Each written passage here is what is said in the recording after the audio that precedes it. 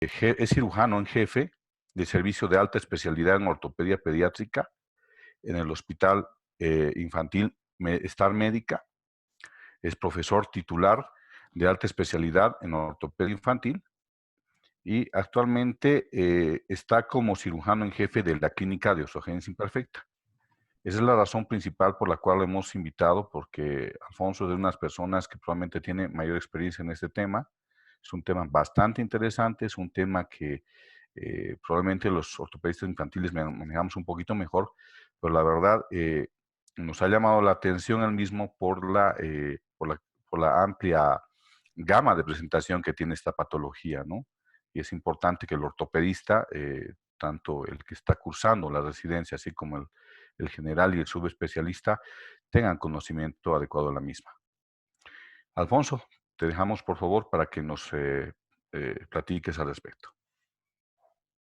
Muchas gracias, doctor Murillo. Agradezco la invitación que me hace gentilmente la Sociedad Boliviana de Ortopedia para formar parte en esta serie de webinars que están dándose a partir de nuestra situación que estamos viviendo mundialmente con esto del COVID.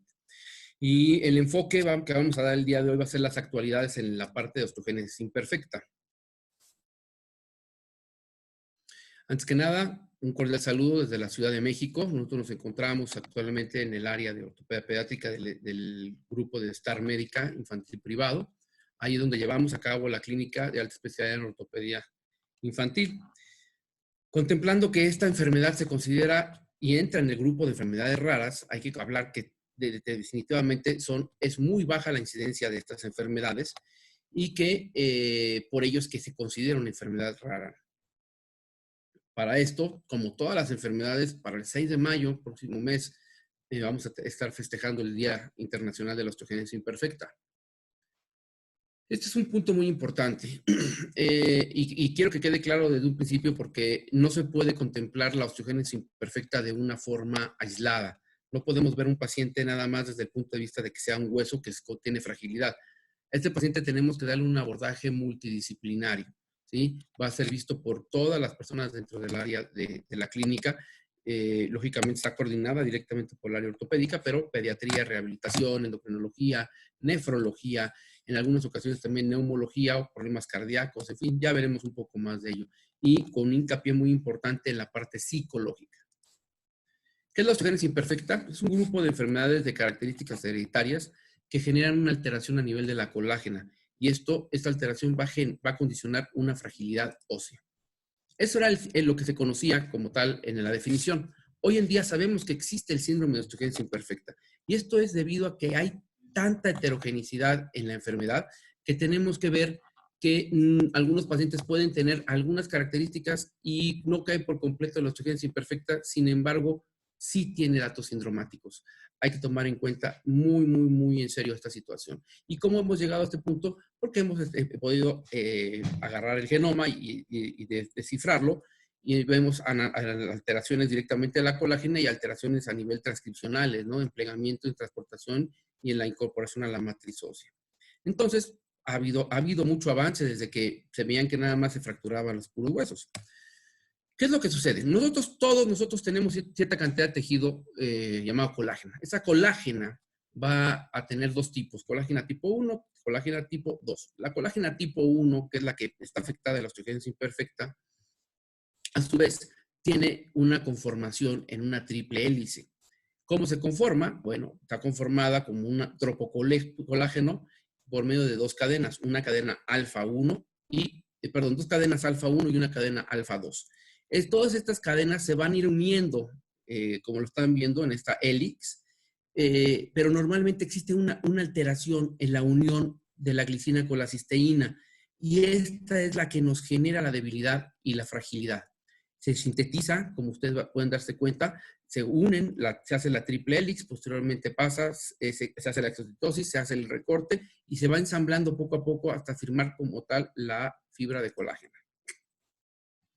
¿Qué vamos a encontrar en el microscopio? Vamos a encontrar una matriz intracelular muy disminuida, van a ver una gran cantidad de osteocitos muy mal formados, un hueso laminar muy fino, vamos a tener sistemas de Haber alterado, Pero algo que es muy interesante es que el hueso, desde el punto de vista microscópico, tanto el periósteo como el pericondrio son normales.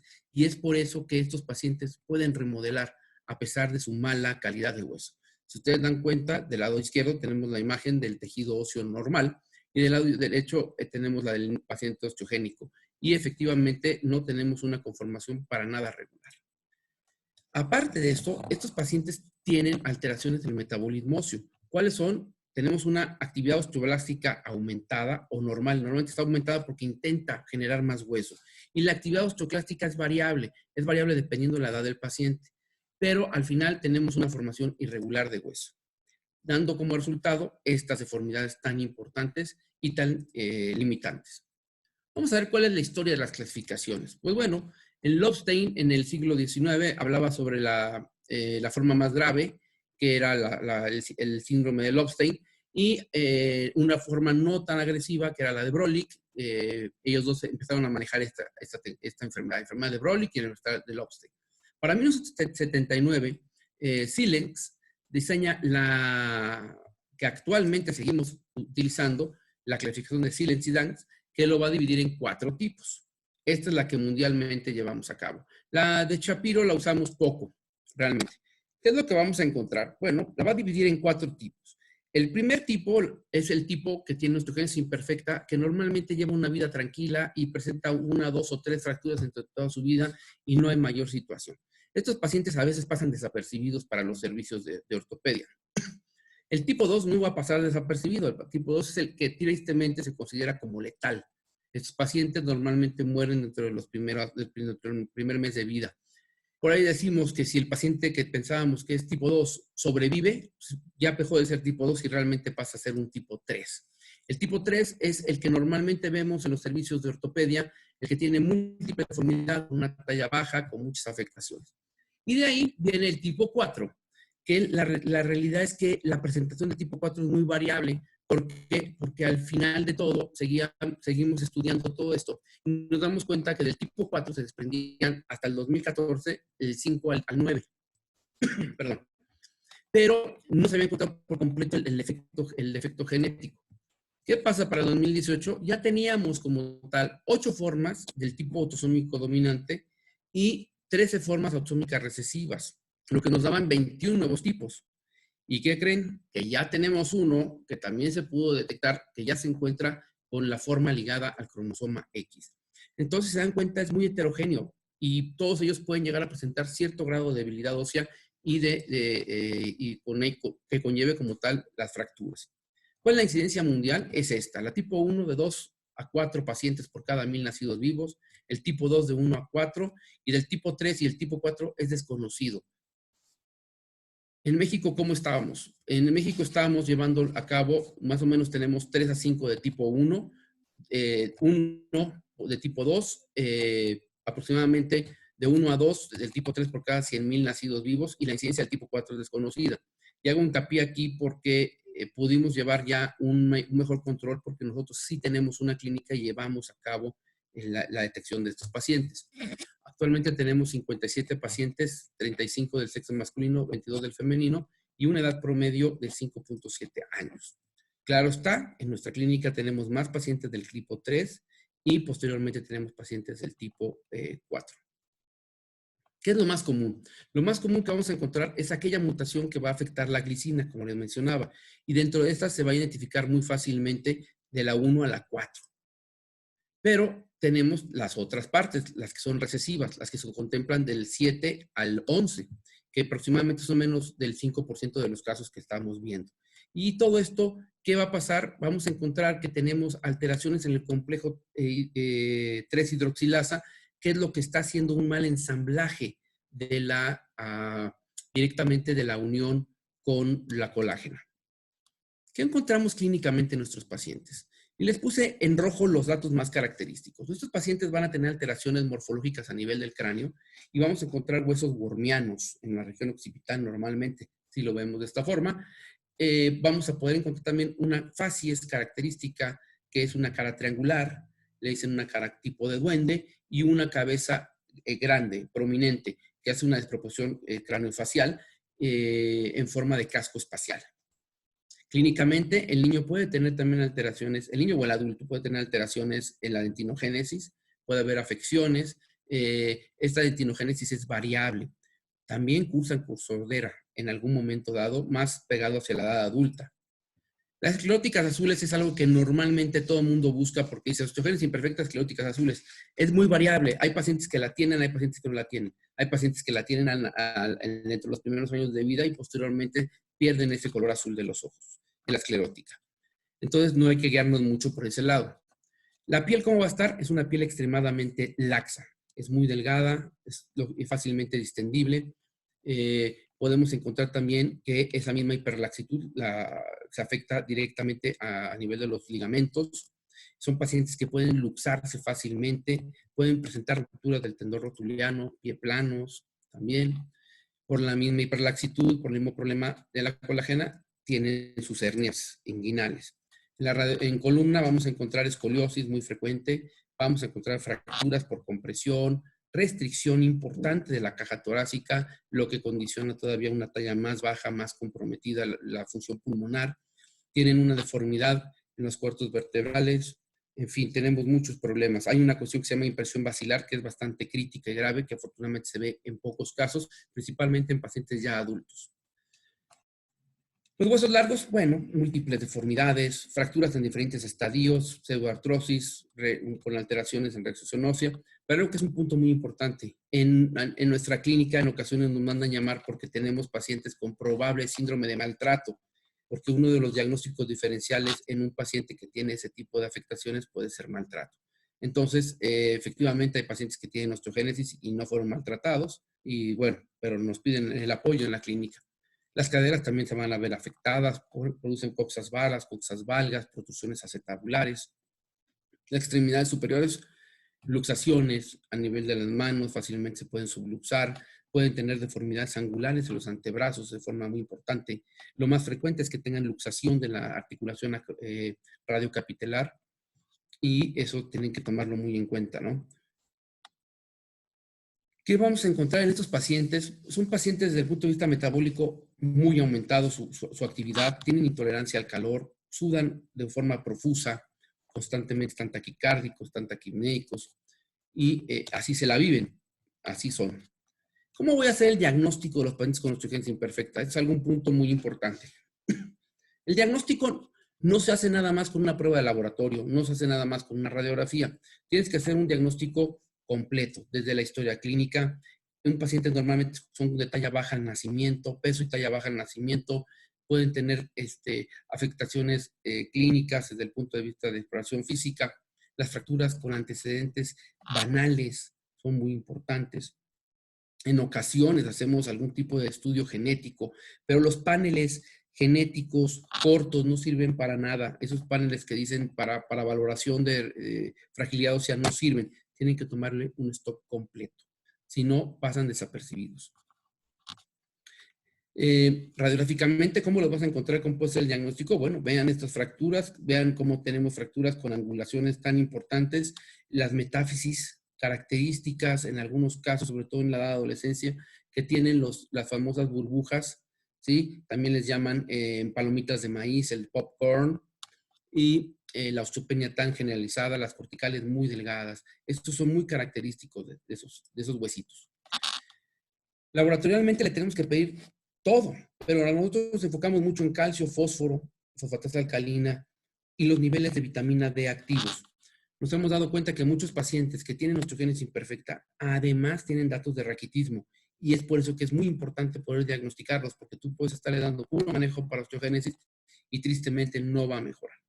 Diagnósticos diferenciales, toda esta lista que pueden darse cuenta aquí, realmente es cualquier cantidad de afectaciones que alteran el sistema, la colágena, vamos a tener como diagnóstico diferencial. Vamos a ver que el tratamiento va encaminado a la edad en la que nosotros estemos manejando a nuestros pacientes. Si el paciente me llega recién nacido, tenemos múltiples deformidades, hay que ver qué es lo que se tiene que hacer, distinto cuando el niño ya es mayor o prácticamente está en la adolescencia o ya es adulto. El tratamiento va a ir cambiando. Las metas del tratamiento siempre van encaminadas a mejorar la función, disminuir lo máximo que se puede las deformidades y la inestabilidad articulares, que sea el paciente lo más independiente posible para poder integrarse a un entorno social y de esta forma también disminuir el índice de fracturas. Con esto lo vamos a llevar a cabo mediante un manejo con el equipo interdisciplinario. Ahora bien, el manejo médico va encaminado a, hoy en día, el uso de los bifosfonatos. Se puede utilizar vitamina D, calcio, muchas cosas más, pero hay que ver si la requiere o no la requiere realmente. Pero lo que es de cajón es el ácido zoledrónico. Los bifosfonatos, ustedes saben que tiene una función antirresortiva y esto nos va a ayudar de alguna forma a que disminuya la destrucción de ese hueso. Se han hecho estudios en Cochrane, podemos localizar ya 14 ensayos en donde se vieron que los usos de bifosfonatos se asociaban ya con un aumento significativo en la densidad mineral ósea, por lo tanto reducía la incidencia de fracturas. Esto lo fueron viendo poco a poco. Hay que recordar que el primer bifosfonato que se utilizó para ellos fue el pamidronato. Este pamidronato en México nunca llegó, siempre estuvo en otros países, pero en cuanto llega el ácido zoledrónico a México, lo empezamos a utilizar nosotros inicialmente en el Instituto Nacional de Pediatría con muy buenos resultados y es por ello que se sigue manejando la misma línea. Se ha demostrado efectivamente que tiene seguridad para los niños a largo plazo y hemos visto también que lo ideal es que se inicie por arriba de los 3 años. Sin embargo, hemos tenido pacientes que hemos requerido dárselos por debajo de los 3 años. Ahora, ¿qué pacientes les voy a dar tratamiento? Aquellas formas graves de osteogénesis imperfecta que tienen una alta tasa de fracturas. ¿Esto qué quiere decir? Tienen de 3 o más fracturas en un año. Presenten aplastamientos vertebrales o deformidades, eso es otro punto, o que tengan formas moderadas, que no sean tan agresivas. ¿En qué momento debo de iniciarlo? Si cuento con cualquiera de los antecedentes previamente mencionados en el primer año de vida. Es cierto que no se ha visto ninguna mejoría o ningún beneficio en las formas leves de osteogénesis. Entonces, si son leves, no hay que darles tratamiento en este aspecto, nada más hay que estarlos vigilando. Ahora bien, ¿a qué dosis los manejamos nosotros? El ácido zoledrónico a 0.05 miligramos por kilodosis. Es importante hacerle niveles séricos de calcio para no generar una hipocalcemia y que tengamos algún contratiempo. Y normalmente se le administra 2 veces al año, cada 6 meses.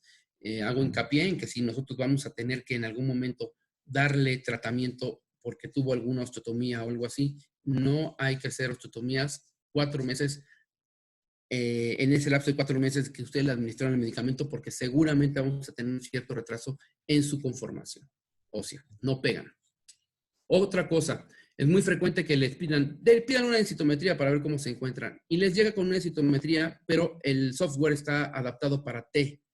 Si el score es T-score no sirve para nada. Nosotros en niños específicamente, en niños, vamos a utilizar la densitometría con Z-score. Eso es muy importante. ¿Por qué? Porque he tenido pacientes que llegan muy espantados al consultorio diciéndome, doctor, es que estoy peor que cuando inicié, sí, pero lo que pasa es que no se dio cuenta que la densitometría no se le hicieron en un lugar adecuado. ¿Existen efectos adversos? Sí, existe fiebre, dolor muscular en algún momento, a veces producen un poquito de hipocalcemia, dificultad respiratoria, pero son efectos adversos muy tranquilos. Realmente no hemos tenido gran cantidad de efectos adversos en los 53 pacientes, tal vez en 2 hemos presentado, y más bien en pacientes adolescentes. ¿En qué momento debemos de suspender el tratamiento? La verdad es que no se conocen bien los efectos a largo plazo, a muy largo plazo todavía no. Existen beneficios que se ven evidentes porque el paciente se deja de fracturar, se siente mejor, se le quitan los dolores, ¿sí? Para poder tener un dato comparativo entre una densitometría y otra, pues tienes que por lo menos dejar pasar 3 años para ver un cambio importante. Yo, sin embargo, sí les pido a los pacientes una densitometría anual para dejarla en su expediente e ir viendo cómo va mejorando. Y se ha visto que en los pacientes que hemos suspendido el manejo de ácido zoledrónico ya en la edad adolescente, normalmente no hay recaída, no es que vuelva otra vez a bajar la densidad ósea, o sea, funciona bastante bien. ¿Qué tenemos que estar checando? Hay que tener muy en cuenta las dosis de mantenimiento prácticamente hasta que veamos que las epífisis están fusionadas. Y se sugiere que después de cierta cantidad que mejoremos la densitometría ósea, 2 desviaciones estándar, lo suspendamos al 50% de la dosis. O sea, ya no a 0.5, sino a 0.25. Y que hemos visto que efectivamente tenemos muy buenos resultados funcionales después de haber utilizado bifosfonatos y mejor aún cuando los operamos. ¿Qué es lo que estás encontrando? El niño se siente mucho mejor, se vuelve más activo, ¡pum!, riesgo de refractura o riesgo de fractura en este caso. Los niños que anteriormente estaban en silla de ruedas desean pararse, desean hacer otras cosas, entonces nosotros nos vemos obligados a hacer mayor cantidad de cirugías correctoras, ¿sí? Y a final de cuentas, lo que hemos encontrado es que tanto los bifosfonatos como el manejo con los clavos funcionan adecuadamente. Algo que es un tip importante y hemos estado viendo en los últimos años son fracturas atípicas. Se han hecho estudios, un corte de estudio retrospectivo, en donde encontramos que efectivamente tenemos cierta cantidad de pacientes con fracturas poco convencionales que normalmente no las encontrábamos. Y nosotros estamos pensando dentro de las teorías que puedan ser pacientes que estén haciendo algún tipo de rigidez excesiva en el hueso. La verdad lo desconocemos. Esto lo vamos a publicar próximamente junto con el grupo del grupo de clínica. ¿Qué es lo que estamos esperando en el futuro? Pues terapias génicas, trasplantes de células, en fin, hay muchas cosas que se van a tener que pensar para un futuro. Ahora, con respecto al manejo quirúrgico. El manejo quirúrgico, el objetivo, adecuada alineación de la extremidad, vamos a permitirle una adecuada función, que puedan ser independientes y mejorar su calidad de vida. ¿Cuándo voy a operar a este paciente? Cuando hablamos de extremidad inferior, lo operamos normalmente después de haberle aplicado 2 ciclos de este medicamento, o sea, por lo menos 1 año de tratamiento con ácido zoledrónico, y que el paciente ya tenga intenciones de empezarse a parar, o pacientes que ya se están empezando a parar con las piernas zampas. Hacemos una planificación preoperatoria como en cualquier corrección angular que se debe llevar a cabo, con radiografías adecuadas, un eje mecánico cuando sea posible, y hacemos la adecuada selección y la adecuada situación del paciente. Y hablo de la realidad del hueso. ¿Por qué hablo de la realidad del hueso? Ustedes ven este hueso, y es un hueso completamente deformado, es más, hacen una tibia sensable. Esas tibias sensables dan la falsa sensación de que estás súper bien, porque en la radiografía se ve ancho de lado, pero de frente se ve delgadito. Oh, sorpresa cuando te das cuenta que el canal medular es extremadamente delgado. Y entonces hace el efecto de la banana. Si ustedes se dan cuenta, vean esta banana, se ve perfectamente ancha en AP, y el lateral también se ve bien. Pero hay de bananas a bananas. Si ustedes comparan esta con la otra, es el mismo ancho de la banana, pero efectivamente el grosor en la lateral se ve mucho más disminuido. Entonces tengan mucho cuidado. Más los pacientes que llevan múltiples fracturas se va a ver. Fíjense cómo en este paciente, un fémur que lleva varias fracturas, ya está adelgazado y este está haciendo como un fémur en sable. Vean cómo está obliterado el canal medular. Y de frente ves un canal más o menos decente, pero de lado ya no lo está. Por eso hay que tomarlo en cuenta. Y hacemos nuestras correcciones tanto de ambos colas para pensar en corregirlo y lo llevamos al papel. Ahora bien, al momento de la cirugía, ¿con qué voy a fijar esto? La pregunta es, ¿uso placas? La realidad es que no, las placas están proscritas en osteogénesis imperfecta. Normalmente generan resorción por debajo de la placa, generan refracturas en los polos de la misma placa, por lo tanto, no están recomendadas. ¿Usamos clavos? Sí, idealmente usamos clavos porque mantienes el hueso mejor alineado, porque no tienes zonas de solicitación sobre las corticales y te previene en algún momento dado de una refractura, si es que más bien que se fracture y no se desplace la fractura. ¿Cuál clavo? Tengo clavos regulares y tengo clavos telescópicos. Ventajas y desventajas, costos. Más baratos los regulares, más caros los telescópicos. ¿Sí? Y depende también mucho en dónde nos encontremos y dónde estemos operando. Este es un paciente que está operado en un lugar, fíjense qué bonito les quedó el fémur de este lado, del lado derecho del paciente, y del lado izquierdo pues no quedó igual. Pero los clavos funcionan adecuadamente siempre y cuando vayan cambiándose con respecto al tiempo. Existen clavos telescópicos. El papá de los clavos telescópicos, pues el abuelito más bien, fue Bailey, el clavo Bailey-Dubois. Tuvo cierta tolerancia, sin embargo, los resultados fueron malos porque se desanclaban, migraban y hacían muchas cosas, sobre todo en el nivel de la epífisis. Un segundo clavo que se desarrolla por el doctor Fassier y el doctor Duval es un clavo tal igual telescópico con un anclaje proximal y un anclaje distal. Los anclajes de todos modos pueden llegar a ser no completamente los más fuertes. Suelen haber cierto tipo de migración de los clavos, pero bueno, hay que tomarlos en cuenta. Si se dan cuenta en esta radiografía, el paciente se hace las osteotomías, ya que está esto pegado, pueden ver abajo que tuvimos un crecimiento radiográficamente casi de 2 centímetros, el clavo está funcionando adecuado. Posteriormente, este paciente, ya que baja un poco más, lo dejamos a propósito un poquito más largo aquí, porque tenemos la posibilidad de que este clavo, como es un paciente que va a tener una talla más o menos adecuada, podamos unir un poquito más este clavo y pueda el paciente seguir teniendo ese mismo clavo y le funcione otro rato más. ¿Cómo lo hacemos? La tendencia actual, cirugía mínimamente invasiva, menos cicatrices, menor lesión de tejidos blandos, Técnicamente es mucho más demandante, pero es lo mejor que podemos hacer. La indicación de los clavos Fassier, ¿cuáles son? Los pacientes que tengan cartílago de crecimiento abierto, con una adecuada calidad ósea y un canal medular adecuado en diámetro. Si es muy chiquito, ni te metas. Ahora bien, vamos a ver cuáles son las enseñanzas del maestro. Primero, planifiquen, como mencionábamos, en AP y en lateral. Midan el tamaño del clavo que vayan a utilizar. Estén seguros que tienen arco en C. Este clavo no se puede poner si no tienen un arco en C. Aborden mediante el CORA, o sea, el centro de rotación y angulación de la deformidad. Por favor, no expongan el hueso, respeten el periostio, respeta la vascularidad. Las técnicas anteriormente utilizadas, como la técnica Sofil-Miller, está completamente contraindicada en los pacientes con osteogénesis imperfecta. Hay que cuidar eso. El diámetro del clavo también es muy importante. Si el implante es muy ancho para el canal medular, el canal medular se ha observado que empieza a reabsorberse. Las corticales, tengan mucho cuidado. No utilicen sierras oscilantes, utilicen perforadores a baja velocidad, utilicen sierra de Giglit, utilicen osteotomo. La idea es no quemar los osteocitos. Traten las estructuras periféricas. Nosotros a veces tenemos, al momento de empezar a corregir los huesos, los tendones nos empiezan a traccionar más o empiezan a tener alteraciones en nervios. Tienes que liberarlos, tienes que hacer alargamientos tendinosos. No te pelees jamás con el hueso. Tú le vas a ganar el hueso. En cuanto tú quieras acomodarle para intentarle ganar un poquito más de distancia al hueso y te estés peleando con el hueso, en ese momento ¡pah!, se va a romper y te vas a arrepentir toda la vida de haberte peleado con él, porque normalmente estallan. Tengan mucho cuidado con eso. Escojan el implante adecuado. ¿Y esto por qué lo menciono? Porque me ha tocado hacer revisiones en pacientes en los cuales el implante le han colocado clavos de fémur en tibia, cuando el clavo de fémur tiene una indicación muy como tal debido al tamaño del tapón proximal. Tengan cuidado con eso también. ¿Tienen desventajas el clavo dual? Sí, es un clavo que no se puede bloquear, por lo tanto no tienes estabilidad rotacional y lógicamente no soporta peso a nivel del cuello. Vamos a ver este caso rápidamente. Una deformidad poliaxial, se coloca en la mesa en posición de cúbito lateral. Esas son las placas preoperatorias, vean cómo están las deformidades. Hacemos la resección en cuña a través del CORA, hacemos medición del clavo, pasamos heridas pequeñas, ¿sí?, en la apariencia final de la pierna, hacemos la febrización.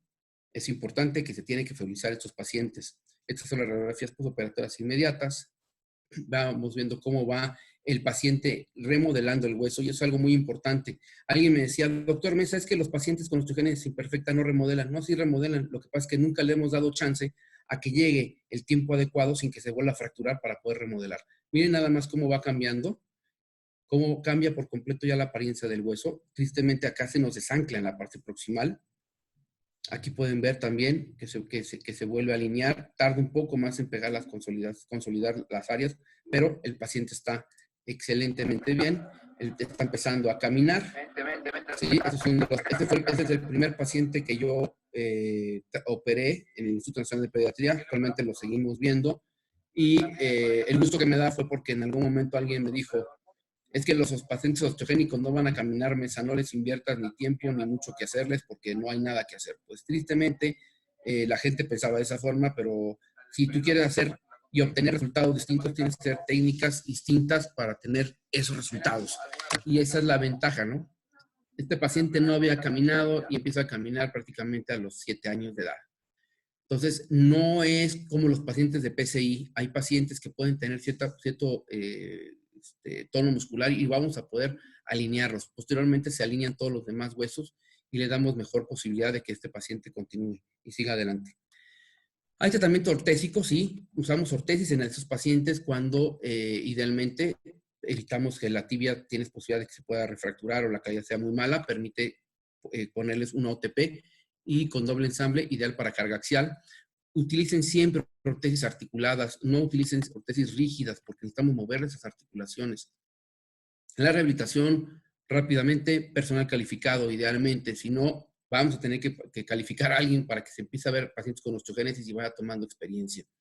Y siempre va encaminado al fortalecimiento y la bipedestación para alcanzar la marcha. Siempre, siempre, siempre. Y ese fortalecimiento con estiramientos es muy, muy importante, ¿no? Fomentamos en estos pacientes la posibilidad de natación. Hay que tomar en cuenta que la cooperación y la relación que existe entre el paciente y la rehabilitadora se empieza a ver cierto apego y cierto cariño. Entonces, ojo, porque hay momentos en los que los pacientes podemos empezar a tener cierto chantaje emocional, y lo hemos llegado a ver tanto con rehabilitadores como con médicos y el psicólogo. Hay que estar muy al pendiente de ese momento. Obesidad, claro, hay que evitar la obesidad en estos pacientes porque si no vamos a condicionarle más problemas. Vamos a ver este caso clínico rápidamente. Es un paciente con una coxa-vara. Esta coxa-vara, estas son las iniciales. Hicimos una osteotomía subtrocantérica valguisante con la técnica de clavos y cruzados. Pasamos por la cortical lateral, el clavo facier, se fija con un cerclaje y queda en esa posición. Posteriormente el paciente sigue creciendo, se pueden dar cuenta cómo se corrige el valgo de la cadera, y así es nuestra secuencia, ¿no? Cómo estaba, cómo se hace en el hueso mecánicamente para que vean cómo queda, cómo se lleva a cabo en el posoperatorio, el seguimiento y el retiro final. Los resultados que hemos tenido actualmente son más de 100 pacientes operados, bueno, más de 100 clavos ya aplicados en nuestra clínica. Entre más grandes son las cirugías, más grandes son las cicatrices, entonces lo ideal es que lo operemos lo más temprano posible. Otro caso, vamos a ver este paciente de 16 años de edad con una deformidad en fémur y tibia. Ustedes pueden darse cuenta que son huesos extremadamente delgados, corticales muy, muy delgadas, en donde ya un clavo facial no les va a alcanzar. Entonces, colocamos el primer clavo GAP, que es un clavo por las siglas Galván-Parra, que es un clavo especial para pacientes con canales medulares muy delgados, y lo utilizamos en osteogénicos. Tanto lo colocamos en fémur como lo colocamos en la tibia. Y este es nuestro seguimiento al mes de seguimiento. Las placas, así se ven las fotos, tristemente porque eran placas en aquella época, y ya posteriormente tenemos sistema PACS, entonces ya se puede ver mejor las radiografías a 1 año, 2 meses. Miren, perfectamente bien, el paciente caminando sin mayor situación. Masculino de 6 años, múltiples fracturas en ambos húmeros. Esto es muy importante. Mucha gente no opera los húmeros. Dice, no, ¿para qué si no caminan con los húmeros? Sí, pero tampoco pueden comer, tampoco se alcanzan a agarrar la cara, ni a lavarse el cabello, ni nada, ¿no? Entonces, y generan una gran cantidad de deformidades, como ustedes se pueden dar cuenta. Fíjense, ustedes quiero que me digan dónde ven el codo. Pues no sabíamos dónde estaba el codo, ¿sí? ¿Por qué? Porque tenía tanta deformidad que se pierde la forma del codo. Entonces, en estas deformidades lo que hacemos es colocación de clavos. De la misma forma, esa colocación de clavos nos alinean hasta cierto punto esto, y ya posteriormente se trabaja los antebrazos, porque aquí era el antebrazo, el codo estaba hasta acá arriba. Y actualmente así está nuestro paciente, tiene mejor letra que nosotros, se alcanza a ver aquí cómo escribe su nombre, y funciona adecuadamente. Ahora, hay pacientes que son todo un reto. Un paciente con una osteogénesis espantosa, con una resorción ósea bilateral, son pacientes que de repente se quedan sin huesos. ¿Y qué le vamos a hacer, doctor? Bueno, pues estamos frente a una no unión, y esto es frecuente en osteogénesis imperfecta. ¿Qué vamos a hacer? Pues mucha gente dice, no hay que hacerle nada, riesgo es mayor que el beneficio. Hay gente que dice, no, sí, vamos a hacer una osteosíntesis con un clavo de Steinmann, colocamos injerto intercalar. Bueno, otro decía, no, proteína morfogenética con Fassier Duval. Me parece perfecto. Hay un pequeño inconveniente. Tanto el costo de los injertos como la proteína morfogenética y el PRP es extremadamente caro. Entonces, ¿qué fue lo que hicimos? Lo que hicimos fue, en octubre de 2014, llevamos a cabo la resección de la zona de la artrosis, de la pseudoartrosis, y se le colocó el clavo Fassier Duval. Pero algo que era muy importante era que empezamos a cubrir y cuidamos el poco periósteo que quedaba en la porción proximal y distal. Ese periósteo nos iba a terminar funcionando. Entonces quedó un defecto óseo, sí, de 4 centímetros. Se cierra el periósteo alrededor del clavo, donde alcanzábamos a tener periósteo, y se colocaba un inmovilizador. Claro está, 4 centímetros, con un clavo que no se bloquea, se sale por la rodilla, ¿no? Bueno, se salió por la rodilla, pero no se salió de la articulación. Entonces tomamos controles posoperatorios inmediatos, el defecto óseo de 4 centímetros, y el clavo tuvo que migrar, como les mencionaba. Vamos checando, no tiene dolor, seguimos así, y vamos viendo cómo empieza poco a poco a formar hueso, sin necesidad de nada más que darle su complemento vitamínico. Eso fue todo lo que hicimos. Y empezamos a ver que empezó a formar hueso. Y ese hueso, la calidad fue mejorando.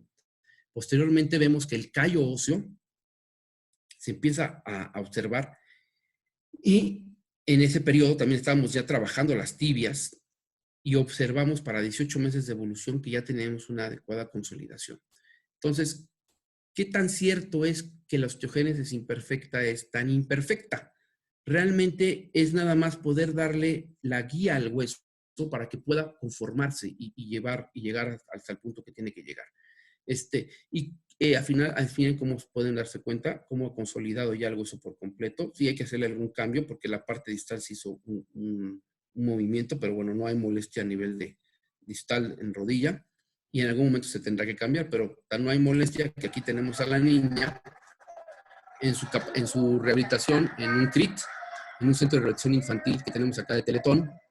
La niña tampoco tiene húmeros, los tiene con pseudoartrosis, ambos húmeros, y sin embargo se pueden dar cuenta que ahí va, escala, le echa ganas, ya por lo menos las piernas ya le responden para poderse subir, moverse. Creo que el resultado hasta ahorita con ella ha sido adecuado. Faltan más tratamientos, faltan más cirugías, pero con todo el problema que tenemos actualmente aquí en México de económico, etcétera, pues difícilmente llegaremos a un final como queremos, ¿no? Pero bueno, ahí está la situación. Su fémur funcionando adecuadamente y dándole. Eso es lo mejor con ella. Pacientes que llegan ya con edades un poquito mayores, con deformidades, ojo, pueden operar. Sí, yo les recomiendo que si van a operar pacientes, háganlo cruzado. ¿Cruzado qué quiere decir? Operen el fémur derecho y la tibia izquierda. Y en otra ocasión operan izquierda y derecha. Si ya tienen más capacitación, tienen más opción, tienes más praxis, puedes usar y operar las dos al mismo tiempo, simultánea, y no las dos extremidades, o sea, hablo derecho, todo el derecho y todo el izquierdo, ¿no? Y de esta forma corregimos, ¿sí? Porque quería tener ya una pierna derecha. También hacemos alargamientos en estos pacientes. Hay veces que es tanta la pérdida ósea que han presentado que los alargamos. Y este alargamiento, lógicamente, no es igual que los alargamientos convencionales. Nos tardamos más tiempo en alargarlo. Este paciente, por ejemplo, nos tardamos 2 procedimientos, fueron 2 años para alargamiento, y eso era para que pudiera empezar a caminar ya en una mejor posición y una mejor postura, ¿sí? Se mejora su calidad de vida, claro, se mejora su calidad de vida. Él mismo logra lo que quiere hacer. Vean cómo el clavo, le habíamos puesto el primer clavo facial, lógicamente ya él ya es adulto. Sobre ese clavo facial ya no hice el retiro, le colocamos el fijador y lo que elongamos va de aquí hasta acá, ¿sí? Fueron casi 12 centímetros lo que elongamos en 2 procedimientos, lógicamente con cuidado. Vean cómo está todo lo que es el pie, el tobillo lógicamente ya no tiene una movilidad tan normal, pero su aspecto físico mejoró, su ánimo mejoró y su marcha mejoró, porque lo que quería era caminar, porque no podía caminar con tanto acortamiento. Hoy en día puede caminar, tiene una alza todavía en ese pie, para poder compensar ese acortamiento todavía residual que tiene, pero bueno, ya está mucho más compensado a lo que llevábamos, ¿no?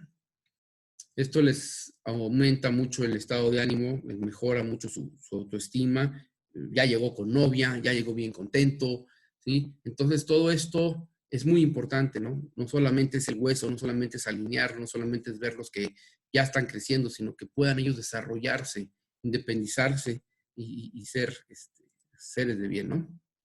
¿Cuál es el pronóstico? ¿Cómo está el pronóstico? Bueno, el pronóstico siempre va encaminado al tipo de osteogénesis imperfecta que tienes, a la edad en la que iniciaste el tratamiento, qué tratamiento te hayan iniciado y que sea el más adecuado para ello. Y el apego a la rehabilitación es básica, junto con el manejo multidisciplinario. Esta paciente nos llegaba a la clínica en el Instituto Nacional de Pediatría y me llamaba la atención porque ella veía este panfleto que ustedes están dándose cuenta y hay una señora de la misma edad que ella parada, botando la pelota y haciendo cosas. Y ella me decía, oiga, doctor, ¿y por qué yo no pude tener esta situación? ¿Por qué si estamos de la misma edad? Digo, la diferencia es que ella nació del otro lado del muro, ¿sí? Entonces el apoyo, todo eso era distinto al que tenemos tristemente en nuestro país. Sin embargo, intentamos mejorar día con día el pronóstico de nuestros pacientes, ¿no? Vamos a dar un resumen. En resumen, ¿qué es el resumen como tal? En este caso, lo más importante del resumen es que el manejo debe de ser hecho de forma multidisciplinaria. El equipo de rehabilitación es básico. Tiene que haber un apego a la rehabilitación. Su momento, la aplicación de su bifosfonato para poder tener una mejor calidad del hueso.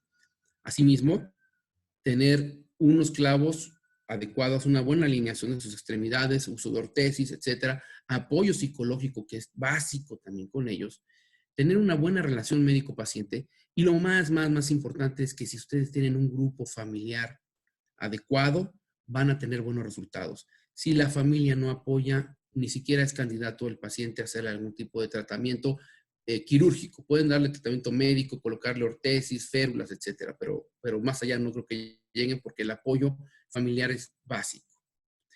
Y bueno, pues de no ser por mi equipo y mi equipo de trabajo, no solamente es todos los médicos que trabajan conmigo desde el punto de vista de otras especialidades, sino mis mismos residentes, fellows que rotan y que están conmigo, pues de no ser por ellos, no podríamos tener y hacer todo esto posible. Nuevamente agradezco a la Sociedad Boliviana por esta invitación. Aquí les dejo mis datos para que puedan seguirme por redes sociales o por correo electrónico. Puedan contactarme con todo gusto en lo que podamos apoyarlos. Siempre será un gusto. Muchas gracias, doctor. Bueno, Alfonso, muchísimas gracias. Una charla excelente, muy interesante, muy liviana. Realmente hay muy buenos comentarios. Realmente ha sido un lujo tenerte con nosotros. Y a continuación voy a pasar a hacerte algunas preguntas Claro que de tu sí. auditorio, gente que te ha seguido con mucho interés. Eugenia Boselli pregunta, si no existe en niños el riesgo de fracturas por el uso mayor a 2 años con bifosfonatos como ocurre en adultos. No, en niños es distinto. Si se dan cuenta, cuando nosotros vamos aplicando el bifosfonato a los niños, tenemos la gran ventaja de que esto todo entra a nivel de la fisis, la irrigación mayor es a nivel de la fisis, entonces entra a nivel de la fisis y esto va generando un anillado en el hueso. Ese anillado, cada aplicación es una línea, que dicen, que son como las líneas de Park, sí, pueden ser como líneas de Park, pero en este caso es el ácido, el bifosfonato que ingresó en esa zona. Entonces, cada cierto tiempo va creciendo y entonces va haciendo un anillado y va. Entonces, tú puedes darte cuenta cuántas aplicaciones lleva por el número de rayas que encuentras horizontales a la fisis en estos pacientes. No tienes problema. En niños no tenemos tiempo. Es más, nosotros lo aplicamos hasta que la fisis quede cerrada. Excelente. Bueno, Claudio Primono pregunta, Primomo, ¿recomienda para la tibia distal la opción de phaser con cerrojo para que no rompa la cortical anterior? El clavo facial tiene un pequeño orificio, sobre todo la primera generación de clavos facial tiene un primer orificio con la idea de que se pudiera cerrojar con un clavito. Técnicamente es muy complejo poder llevarlo a cabo y los que se le habían llegado a colocar el cerrojo se arrancaban. O sea, la calidad de ósea es básica. Tú puedes, si no tienes una buena calidad ósea, el clavo se va a estar migrando a cada rato. Si se dieron cuenta, hay metáfisis en forma de palomitas de maíz. Esas metáfisis son las peores para que puedan agarrarse un clavo facial, pero los tienes que enderezar de alguna forma para que puedan por lo menos sentarse en una silla de ruedas. Entonces, yo no le veo mucha ventaja en cerrojar a esos pacientes, sobre todo con clavo facial. Claro, tenemos otro clavo que es el clavo GAP, que es el que mostramos ahí un caso. Eso sí se te pueden cerrojar, pero son pacientes ya con fisis cerradas, ya no son niños. Excelente. La doctora Cecilia Smith de Argentina te pregunta, ¿qué experiencia tienes con el clavo Williams? Ninguna, no lo manejamos aquí en México, no lo tenemos. Ok. Seguimos. El doctor Aníbal, no menciona el apellido, dice, ¿el ácido solendrónico se debe usar en todas las formas de osteogénesis? ¿Y en qué tiempo se debe usar? Ok, aquí es una cuesta muy importante. Normalmente nosotros usamos el ácido zoledrónico, sí, en la mayoría de los pacientes que tienen osteogénesis imperfecta, efectivamente. Hay un grupo de pacientes a los que a pesar del uso del ácido zoledrónico no mejoran. ese grupo de pacientes que no mejoran y que no actúan de la misma forma a lo esperado, a ellos se les hacen los estudios genéticos amplios para ver por qué no está funcionando y qué tipo sí existe, por ejemplo. Se sabe que en el tipo 6 puede no funcionar muy bien el ácido zoledrónico. Sin embargo, bueno, hay que buscar dárselo porque en primera intención no sabemos si es tipo 6 o no es 6. La realidad es que los costos de estudios genéticos en niños con osteogénesis son extremadamente elevados y es preferible darles tratamiento o darles otras pautas a estarles mandando estudios genéticos tan elaborados y aparte son muy caros. Por eso es que no los hacemos más que en los casos en los que el paciente no responde como normalmente nosotros estamos esperando. Perfecto. Bueno, el colega Claudio, no menciona apellido, pregunta, en mi centro juntamos a más de 100 pacientes con osteogénesis imperfecta y una de las principales dificultades es al enfrentar las deformidades en la extremidad superior, es el antebrazo. ¿Qué tipo de osteosíntesis recomienda para el antebrazo? No sé si ustedes conocen el clavo, espérame, te voy a decir cómo se llama el clavo. Es un clavo también del grupo Pegamedical que tiene un anclaje exclusivamente en el polo, es un clavo único con una rosca proximal. Y ese sí tiene un bloqueo distal. Esos clavos, no se me fue el nombre, pero esos clavos sí pueden funcionar adecuadamente para antebrazo. Ahora bien, ¿viste el antebrazo que puse en Z? Lo vieron todos, ¿no? Bueno, ese antebrazo en Z es completamente funcional. La niña come, se peina, agarra y escribe mejor que yo, ¿no? Entonces, si es funcional y la única indicación para ti es lo estético, no es indicación de operar un antebrazo.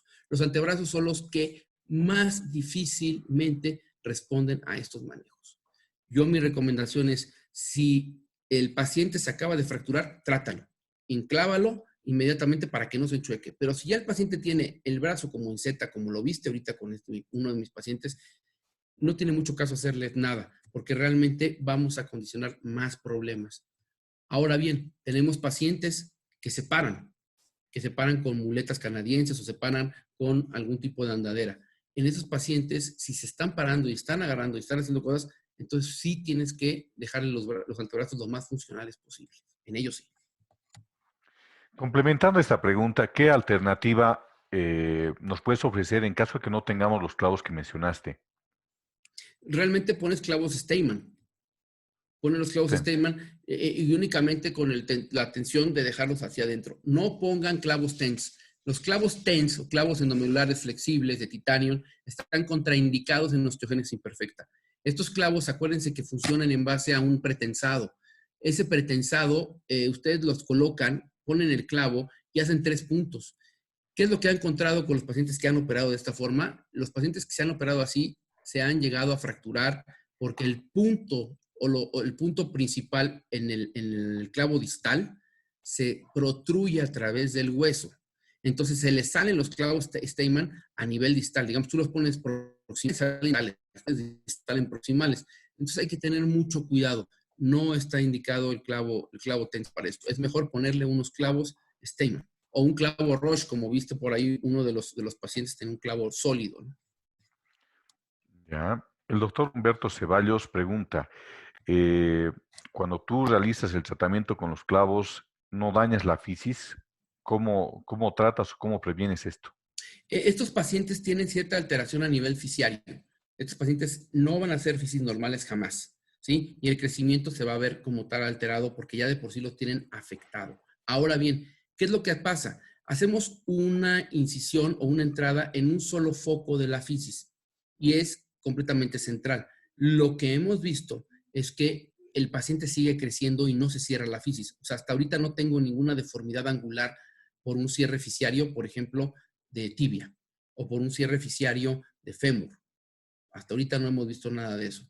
Nada, nada, nada. Y tenemos mucha casuística. No tienes por qué preocuparte por pasarlos a través de la fisis. Al revés, la idea es que se anclen en la fisis porque la fisis es el área más fuerte que tiene el hueso para sostenerse, ¿sí? la metáfisis y la diáfisis son extremadamente delgadas y no tienen la fortaleza para aguantar el clavo. Excelente. Nuevamente la doctora Eugenia Bocelli, pregunta, si no es para bifonato, ¿qué alternativa medicamentosa tenemos? Hoy en día, como tal, autorizado, nada más está el bifosfonato. Se están haciendo estudios con Venosumab. Sin embargo, no se han encontrado tantas mejorías. Se han intentado también utilizar, por ejemplo, procalcitoninas, también se han utilizado factor de crecimiento. Sin embargo, no están por completo ni autorizados ni bien estudiados. Entonces, es cuestión de que abran guías de investigación en sus instituciones y si son aceptadas por el comité de ética, pues adelante, ¿no? Hay que hacerlo. Muy bien. Bueno, el doctor Bacadesa, Fernando Bacadesa, te pregunta, ¿tienes experiencia con la proteína morfogenética? En pacientes con osteogénesis imperfecta, no. En ellos no tenemos experiencia. Lo hemos utilizado en otros casos. En otros casos sí lo hemos utilizado, pero va más bien para pacientes adultos, que no estaba pegando o alguna cuestión de estas. Pero para pacientes con osteogénesis imperfecta, sobre todo en niños, no. ¿Por qué? Porque consolidan. Como te diste cuenta, pegan perfectamente bien. Entonces no he tenido necesidad de utilizarla. Y cuando tuvimos ese paciente que teníamos dudas si lo usábamos o no lo usábamos, tristemente no tenía los recursos para pagarse. Entonces, fue el único paciente que tal vez yo pensé en utilizar una proteína morfogenética, pero no había recursos, ¿no? Y en adultos sí la he usado y con muy buenos resultados. Ya. María José pregunta, ¿qué edad es la recomendable para empezar el tratamiento o el implante de clavos? ¿O el tratamiento o la utilización de clavos? Ok, el tratamiento médico, con los datos que les mencioné, por debajo del año de edad, si es que se requiere. Si no, podemos, por ejemplo, a partir de 2 años de edad, el manejo médico, el uso de los bifosfonatos. Ahora, los bifosfonatos son IV. Si se dieron cuenta, no hablamos de bifosfonatos vía oral porque no sirven para nada. Los bifosfonatos vía oral no sirven para nada porque la absorción es muy baja y no funcionan para este tipo de patología. Entonces, ni los hagan gastar a los pacientes porque no sirven para nada. Ahora, ¿en qué momento les pongo clavos? Yo me espero que pasen a los 3 años de edad. Les pongo 1 o 2 años de aplicación del medicamento para que tengamos mejor fortaleza a nivel del hueso y no se me desancle tan fácilmente el clavo. Y entonces sí, 2, 3 años le hago la primera cirugía. Excelente. Pablo Tejerina pregunta, ¿tiene experiencia con el uso de clavos, pines de Chance, en ausencia de clavos Faisier-Duber? Sí, claro. Claro, sí tenemos mucha experiencia también con eso, porque realmente antes de que hubiera el facial dual utilizábamos los clavos de Chance. Bueno, no Chance exactamente, más bien los clavos de Steinman, ¿no? Y los utilizábamos de esa forma. En sí, viste un caso que tenía un clavo colocado al centro, son clavos sólidos. ¿Qué situación teníamos con los clavos sólidos? El clavo sólido, el problema es que dejaba de crecer con el paciente. Entonces, en el punto en donde el clavo quedaba distal, y ya no alcanzaba a tener la posición adecuada, empieza a migrar. Normalmente se va hacia la cortical anterior y protruye la cortical anterior. Es lo más frecuente. Es raro un clavo que se vaya hacia la cortical posterior. Rarísimo. Creo que he visto uno en estos casi 16 años que llevo viendo a estos pacientes. Entonces, no va por ahí la situación. Yo creo que más bien se protruyen hacia adelante y tiene mucho que ver porque se bota ese clavo. Entonces, esa es la única situación. ¿Qué pasaba? Que eran los típicos pacientes que así los operábamos antes, le ponías un clavo, lo dejabas de ver un rato y otro clavo porque se volvía a crecer y luego otra. O sea, oiga, doctor, del clavo para adelante se volvió a angular, otra vez los volvían a meter. Entonces, eran esos pacientes que estaban todos llenos de cicatrices. Esa es la realidad. Excelente. Pero bueno, si no tienes otra opción, yo siempre lo he mencionado y lo he visto en varios foros de los pacientes con osteogénesis que me preguntan, doctor, es que acá me pueden poner nada más un clavo normal, que se lo pongan, señora, porque es lo que se tiene. Se trabaja con lo que se tiene, ¿no? Excelente. El doctor Cristian Fuentes, bueno, te felicita por la charla y te pregunta si tú administras los bifosfonatos en consultorio o en clínica o en algún centro especializado, esto en función a los cuidados. Claro, eso es un punto muy importante y un comentario y una pregunta muy certera. ¿Por qué? Y muy importante, porque a final de cuentas, estos pacientes pueden tener algún tipo de reacción al momento de la aplicación del medicamento. Nosotros no tenemos reportados pacientes que nos hayan hecho hipocalcemias con taquicardia o con bradicardia, con algún problema, con alguna arritmia.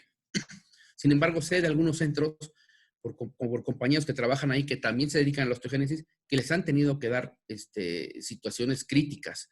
Entonces, yo lo ideal es que sí los ingreso, no se los aplico directamente en un consultorio, lo hacemos dentro de la sala de urgencias del hospital y juntamos a varios niños para la aplicación del medicamento y hacemos jornadas de aplicación de ácido zoledrónico. Hacemos 2 al año. Conjuntamos el grupo de Angelitos de Cristal, que es la fundación, junto con, eso los hace 6 meses y nosotros hacemos uno intermedio para que los niños todos puedan tener el chance de que si no se pudo aplicar los primeros 6 meses, pues en un intermedio podamos aplicárselo nosotros como clínica. Y ha dado buenos resultados, porque la mayoría de las veces los pacientes, pues tú sabes que, ay, doctor, se acaba de fracturar. Bueno, si está fracturado no te voy a indicar ahorita el ácido zoledrónico. Nos esperamos. Pero es esperarse, antes era esperarse 6 meses. Ahora ya no, ahora ya nada más se tienen que esperar 3, 4 meses y ya se lo aplicamos nosotros. Entonces, funciona bastante bien. Pero sí, siempre háganlo en una sala de urgencias, en una zona donde tengas un carro rojo. Nunca sabes qué va a pasar, ¿eh? Excelente. Muy buena recomendación. La doctora Lorésima Martínez te felicita por tu excelente exposición. Yo te voy a hacer una pregunta. Me ha parecido bastante interesante el elongamiento óseo que has realizado en estos pacientes. Y quería preguntarte más o menos cuál es el ritmo que utilizas. Normalmente en un paciente en el que hacemos elongamiento realizamos a 1 milímetro día, ¿no? ¿Cómo haces con estos pacientes? Porque has dicho que los tiempos son mucho más largos. ¿Cuál es más o menos tu medida, tu protocolo? Muy bien. Estos pacientes, tú tienes tu meta, ¿no? Perdón. Tú tienes una meta. Entonces, si tú dices, voy a alargar los 5 centímetros, pues no hay tanto problema, porque sabes que el alargamiento de 5 centímetros, aunque sea osteogénico, lo va a formar el hueso. Nada más tienes que estarlo vigilando adecuadamente. O sea, no cambia mucho el aspecto del manejo con respecto al alargamiento. Sigue siendo 1 milímetro por día, sí, eso es lo ideal, sobre todo porque manejamos pacientes adolescentes sanos, no fuman, son más o menos tranquilos, entonces no tenemos ese problema. ¿Por qué digo que nos tardamos más tiempo? Y te voy a explicar por qué. Porque lo que teníamos que elongarlo eran 12 centímetros. Tú sabes que una elongación mayor de 10 centímetros hay mayor cantidad de compromisos, de complicaciones, etcétera. Entonces, ¿qué hacemos? Lo que hicimos fue alargarlo en un primer tiempo 6 centímetros, ¿sí? Y dejar que consolidara ese hueso, porque la otra cuestión es que ese hueso no le puedes quitar y ponerle una placa para hacer hacer una conversión a placa. Tiene que esperar a que pegue con el fijador. Entonces pegamos a que pegara con el fijador y el fijador pegó y ya estaba consolidado. Y en ese momento me dice, doctor, porque para eso ya había pasado 1 año, ¿sí? ¿Por qué? Porque no te le puedes quitar tan fácilmente el fijador por el tiempo que habíamos alargado. Allá vamos ya 8 meses, yo creo, en ese momento. Y me dijo, doctor, ¿y si nos aventamos el siguiente alargamiento? Entonces vi la calidad del hueso, vi cómo estaba haciendo el callo. Fue un callo muy ancho. Si se dan cuenta, está mejor el callo que el hueso que tiene abajo. Entonces el callo lo dijimos, vamos a continuar. Entonces hicimos un corte otra vez arriba y empezamos a bajarlo. Lógicamente le hicimos el alargamiento del tendón de Aquiles y le hicimos su liberación de los nervios peroneos para que no tuviéramos complicación alguna. Y el paciente, adelante, aguantó. Nos echamos 2 años de alargamiento en total, 2 años. Excelente. Pero bueno, son casos especiales. Yo normalmente los pacientes con osteogénesis los tengo que seleccionar muy bien para pensar en alargarlos. Es bien complejo alargar un osteogénico. Perdón, y técnicamente, por la calidad también de los huesos, ¿qué tipo de implantes utilizas? En este caso, a lo que me refiero es el tipo de pines que utilizas, los shunts En ellos o el no sistema. uso chance. En ellos no uso chance. Uso prácticamente puras agujas. Me voy con puras agujas. Y nos damos despacito y vamos viendo cómo va, etcétera. Ahora, este paciente ya tenía previamente varias aplicaciones de ácido zoledrónico, justamente con la idea de que nos pudiera aguantar el hueso. Excelente. Bueno, y una última pregunta de Fernando Bacarreza. ¿Cómo se comporta la osteogénesis imperfecta en los adultos si estos se siguen fracturando? La osteogénesis imperfecta llega un momento en el que se dejan de fracturar. Más o menos en la edad, en la adolescencia y adultos jóvenes se dejan de fracturar por completo. Deja de haber esos problemas y el paciente puede más o menos llevarla bien. El problema viene cuando empieza a haber alteraciones hormonales y esto puede presentarse en los hombres llegando a la androgénesis, o llegando a o en el caso del climaterio en las mujeres. Entonces, ese es un punto importante donde volvemos a ver refracturas, ¿no? Ya las fracturas que se generan en el adulto ya no son fracturas banales, ya no son fracturas como en el niño que se mueve y se truena, no, aquí sí aquí se caen de las escaleras, aquí se caen de la silla de ruedas, por ejemplo. Me han tocado varios que van en la silla de ruedas, se les frena, se les mete en un bache en la silla y van para enfrente y se fracturan las tibias, por ejemplo, ¿no? Entonces, ya no son las fracturas convencionales, son fracturas en el adulto y no son tan frecuentes, no llegan a ser tan frecuentes. Cuando son frecuentes, ¿qué es lo que sucede? Estás frente a un paciente que ya se acordó lo que era el dolor, empezando porque son pacientes que tienen mucho dolor, toda la vida viven con dolor por las fracturas. Segundo, muchas veces piensas, hoy lo voy a enderezar, pero sí está muy chueco. La realidad es que si está demasiado afectado, muy chueco, ni te metas a enderezarlo. Simplemente le pones una férula y te esperas a que pegue. Y el mismo paciente te va a decir, sí, sí, así déjeme, prefiero no moverle más. Los pacientes que yo he operado adultos han sido aquellos pacientes que requieren la cirugía porque dentro de sus posibilidades para movilización, la afección angular no les permite llevarlo a cabo. Entonces, en ellos sí, pero son pacientes muy seleccionados que van con el manejo con el nutriólogo, los bajamos bastante de peso, checamos la cuestión psicológica, hacemos muchas cosas en la clínica de reconstrucción justamente para no tener malos resultados, ¿no? Y si el paciente, aunque tenga el dinero, aunque tenga toda la posibilidad y aunque él quiera, no es candidato a ello, no lo llevamos a cabo. Excelente. Bueno, aquí te manda un saludo desde Potosí, Vladimir Fernández. Ah, saludos, Vladimir, qué gusto. Bueno, bueno, Alfonso, realmente ha sido una charla muy interesante, hemos aprendido bastante, realmente ha sido muy enriquecedor en todo sentido.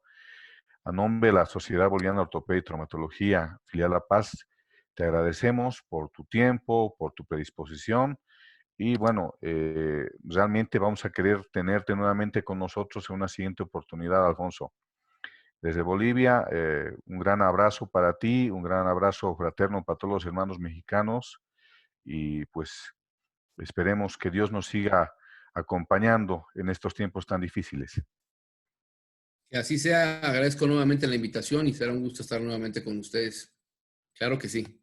Un abrazo a todos los amigos bolivianos, a ti, a Cayizaya, a Jimena, a Vladimir. Bueno, tenemos muchos amigos, residentes, fellows, bueno, de todo, ¿no? Qué gusto, qué gusto. Un fuerte abrazo a todos ustedes. Fraterno.